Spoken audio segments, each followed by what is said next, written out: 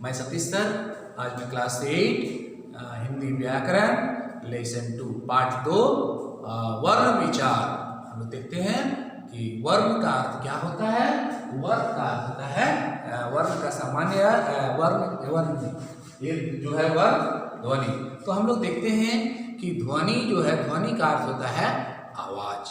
तो हमारे चारों तरफ से बहुत तरह की आवाजें आती है, मोटर कार की आवाजें आती हैं जिसका कोई अर्थ नहीं होता है। हमारे चारों से बहुत सी ध्वनियां निकलती है, उन ध्वनियों का कोई अर्थ नहीं होता है।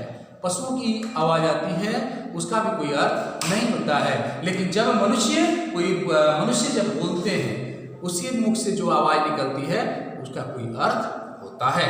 तो इस प्रकार इन ध्वनियों को लिखने के लिए कहता है निश्चित किए गए चिन्ह को वर्ण कहते हैं। ठीक है, अब हम लोग देखते हैं वर्ण। वर्ण क्या है? वह सबसे छोटी ध्वनि जिसका और खंड नहीं किए जा सकते, जिसका कोई टुकड़ा नहीं किया जा सकता है। जैसे अ, कहलत, खहलत, गहलत, पहलत, इसका कोई टुकड़ा नहीं किया जा सकता है। अब हम लोग देखते हैं कि वर्ण के व्यवस्थित समूह को वर्णमाला कहते हैं। जैसे क के बाद ख, ख के बाद ग, फिर उसके बाद घ, अंग, और जैसे तैसे हम लोग लिखेंगे क, फिर लिखेंगे घ, ये वर्णमाला नहीं कहलाएगा। तो वर्णों के व्यवस्थित समूह को वर्णमाला कहते हैं। ठीक है, अब हम लोग देखते हैं वर्णों के भेद। वर्णों के भेद क्या है? वर्णों के दो भेद, स्वर वर्ण और व्यंजन वर्ण। तो स्वर वर्ण क्या होता है? जब हम किसी चीज का किसी वर्णों का उच्चारण करते हैं तो हमारे मुख से वायु निकलती है और यह मुख से बिना रुके मुंह के किसी भी भाग में टकराए बिना वह सीधे बाहर आ जाती है, जिसे स्वर वर्ण कहते हैं। जैसे इसमें स्वरों की संख्या 11 है। स्वरों की संख्या 11 है। आ, ह्रस्वई, दीर्घई, ह्रस्व, दीर्घ, री, ए, ऐ, ओ, औ। ठीक है, तो 11 स्वर हैं। और अं और विसर्ग, अं और विसर्ग आयुवाह हैं। ठीक है, वर्णों के दो भेद होते हैं, स्वर वर्ण और व्यंजन वर्ण। स्वर की संख्या 11 हो गया। अब हम लोग देखते हैं अं और विसर्ग अयोगवाह है। क्यों अयोगवाह है? क्योंकि इसके बताया गया है कि स्वर के बाद ही इसका उच्चारण होता है। इसका उच्चारण नाक से किया जाता है, इसका उच्चारण नाक से किया जाता है और यह स्वर और व्यंजन के ऊपर लगाया जाता है। जैसे पंकज, प अनुस्वार, क, ज, पंकज। कंगन, क अनुस्वार, ग, न, कंगन। देखिए इस व्यंजन के ऊपर में अनुस्वार लगाया गया है। इसी प्रकार अब हम लोग देखते हैं आगे दिया हुआ है विसर्ग। क्या है? विसर्ग। विसर्ग में हम लोग ये है विसर्ग। विसर्ग क्या है? यह किसी स्वर या व्यंजन के बाद लगाया जाता है। यह विसर्ग का उच्चारण ह हलंत के समान होता है। इसका प्रयोग वर्ण के आगे, इसका प्रयोग वर्ण के आगे दो बिंदुओं के रूप में किया जाता है। जैसे प्रातः, प्र आकार, त विसर्ग, ये दो बिंदु है। प्रातः, है ना, अतः। इस प्रकार हम लोग देखते हैं कि इसका प्रयोग वर्ण के आगे दो बिंदुओं के रूप में किया गया है। अब हम लोग इसी में देखते हैं, देखिए जो हम लोग चंद्र बिंदु जानते हैं, यह चंद्र बिंदु में ये चांद के समान है और यहाँ एक बिंदा दिया गया है, लेकिन इस बिंदा को हटा दिया जाता है। जैसे हम लोग पढ़ते हैं ओ आकार और ये अर्धचंद्र। ठीक है, इसमें बिंदा नहीं है। इसको कहते हैं आगत ध्वनि। क्या कहते हैं? आगत स्वर है। क्या? आगत स्वर है। हिंदी में कहता है अंग्रेजी भाषा के शब्दों को ग्रहण कर लिए जाने के कारण इसे शुद्ध उच्चारण की दृष्टि से हिंदी स्वरों में शामिल किया जाता है। यह आ तथा ओ के बीच की ध्वनि है।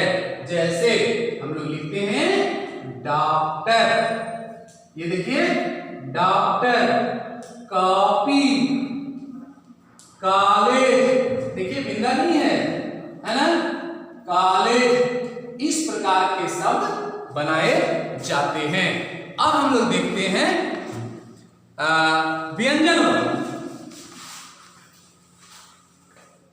व्यंजन वर्ग में,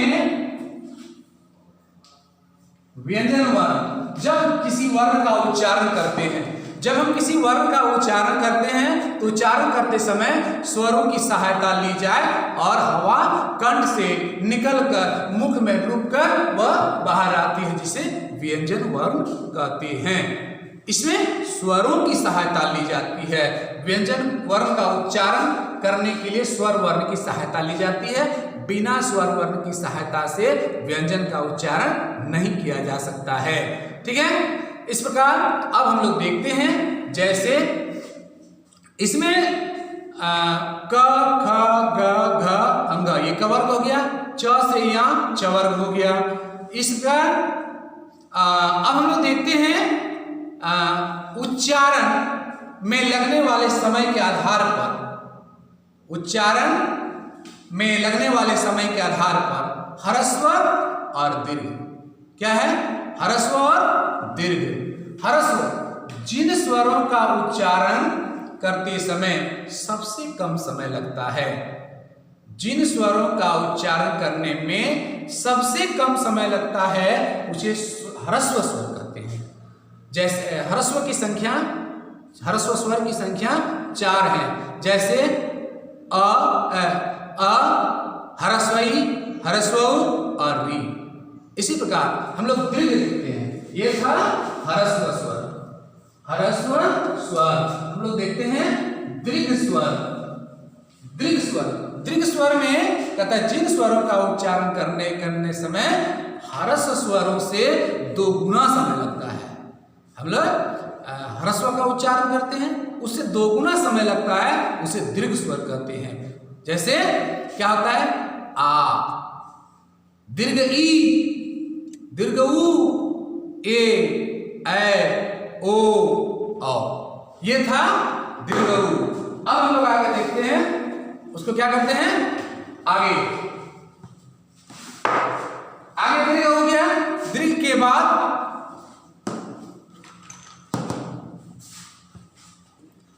अब हम लोग देखते हैं, इसमें एक पलुत स्वर होता है, जो कि आप उसमें देखिए स्वरों का एक भेद लुप्त भी माना जाता है। इसको लुप्त यानी कि उसको हटा दिया गया है, जिसके उच्चारण में ह्रस्व में लगभग 3 गुना समय लगता है, ह्रस्व से 3 गुना समय लगता है। इसका प्रयोग मंत्रों को पढ़ने या पुकारने के लिए किया जाता है।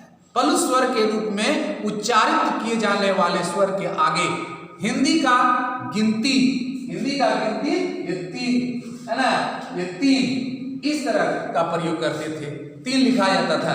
जैसे ओम, ये देखिए ओम, लेकिन अब इसका उच्चारण लुप्त कर दिया गया, इसका हटा दिया गया है ना, वर्तमान में इसका प्रचलन समाप्त हो गया है।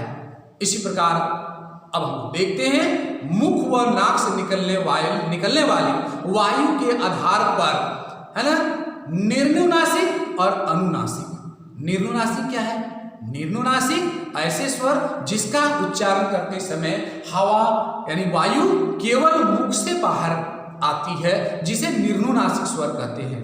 अ, आ, ह्रस्वई, दीर्घई, ह्रस्व, दीर्घऊ, ए ओ और एक आगत है।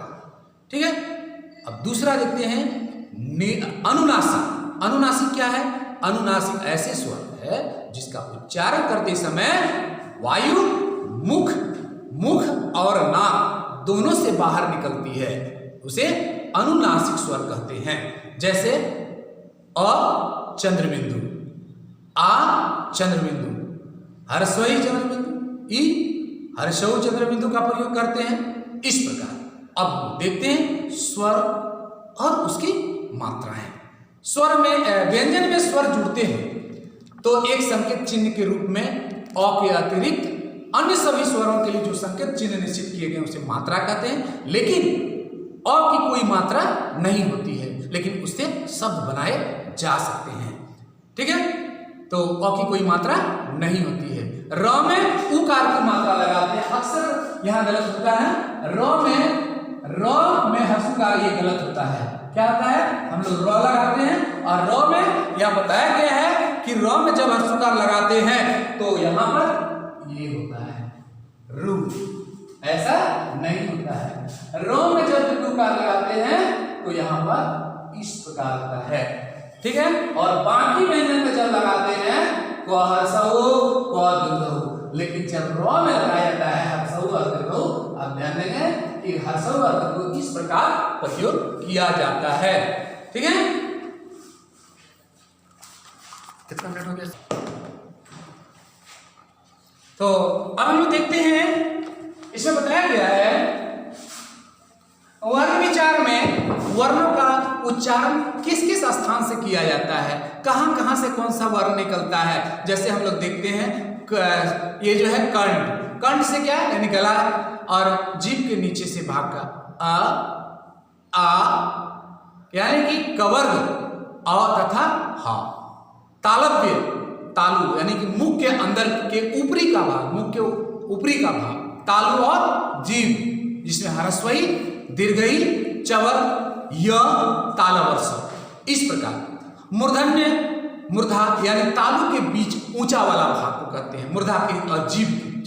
री टवर्ग वाला लेते हैं, ट ठ ड ढ मूर्धन्य।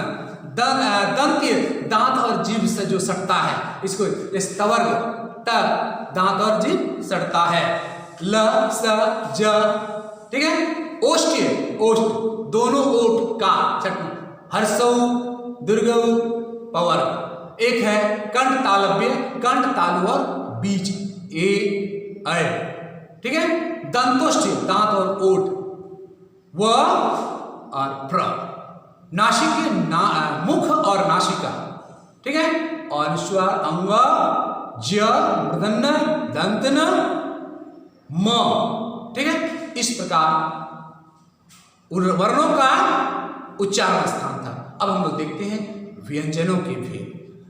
उच्चारण के स्थान पर आधार पर व्यंजन के भेद, उसका भेद बताते हैं, फिर आप उसको देखेंगे। स्पर्शी व्यंजन, संघर्षी व्यंजन, स्पर्श संघर्षी व्यंजन, अनुनासिक व्यंजन, पार्श्विक व्यंजन, प्रकंपी व्यंजन, उत्क्षिप्त व्यंजन और अर्धस्वर व्यंजन।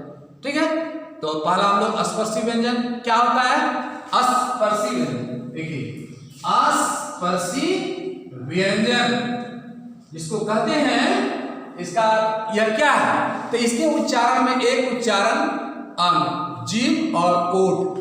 ठीक है, दूसरे उच्चारण अंग का स्पर्श मात्र करता है, जैसे क ख ग घ अंग। अब हम लोग देखते हैं इसके अलावे भी हैं।